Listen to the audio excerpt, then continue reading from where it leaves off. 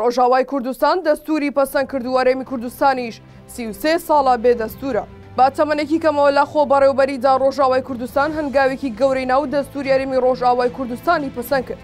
با گوێرەی دەستورەکە هەرێمێک بەناوی هەرێمی باکوور و ڕۆژهەڵاتی سووریا پێکدێنرێت هەرێمەکە یەک ئەنجومەنی نوێنەران و حکوومەت و دەسەڵاتی دادوەری دەبێت. ئەم هەنگاوە گرنگی ڕۆژاوای کوردستان لە کاتێکدا یان ناوچەکەیان تەمەنێکی زۆر کەمی هەیە لە ئازادی و دروستکردنی ئیدارەی خۆبەڕێوەبردندا لە بەرامبەردا هەرێمی کوردستانی باشوور کە لە ساڵی 1991ەوە ئازادە و حکومڕانی لەلایەن کوردەکان خۆیانەوە دەکرێت و هەرێمێکی سربەخۆیە لە چوارچێوەی عێراقدا، بەڵام وا 33 ساڵە بەسەر سربەخۆیی باشووری کوردستاندا تێدەپەڕێت و هێشتا دەستورێکی تایبەت بەخۆی نییە کە سەرچاوی زۆرێک لە ئاڵنگاری و گرفتەکانی ئێستای هەرێمی شارەزایانی بواری دەستوری دەڵێن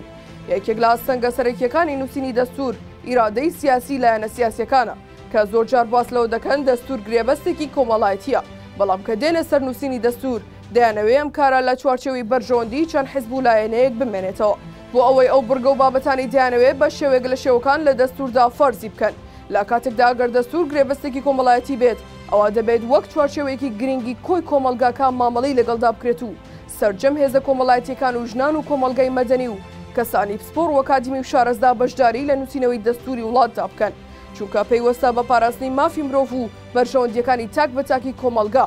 پرسیارەکە ئەوەیە ڕۆژاوای کوردستان بە تەمەنێکی کەمەوە لە ژەڕەحمی بۆردومانی ئاگرواسندایە لە سەرێکەوە تورکیا و سووریا لە سەرێکی دیکەشەوە ڕێکخراوە توندڕەوەکان تەنگیان پێڵچنیوە بەو جۆرەش بوونە خاوەن دەستوری تایبەتی خۆیان، بەڵام هەرێمی کوردستان بە 33 ساڵ حکومڕانی لە فەراغی نەبوونی دەستوردایە و سەرچاوەی زۆرێک لە ناهەمەتیەکانی و لاکەیەکی گەورەیە بە تەوێڵی حکومڕانی کوردیەوە.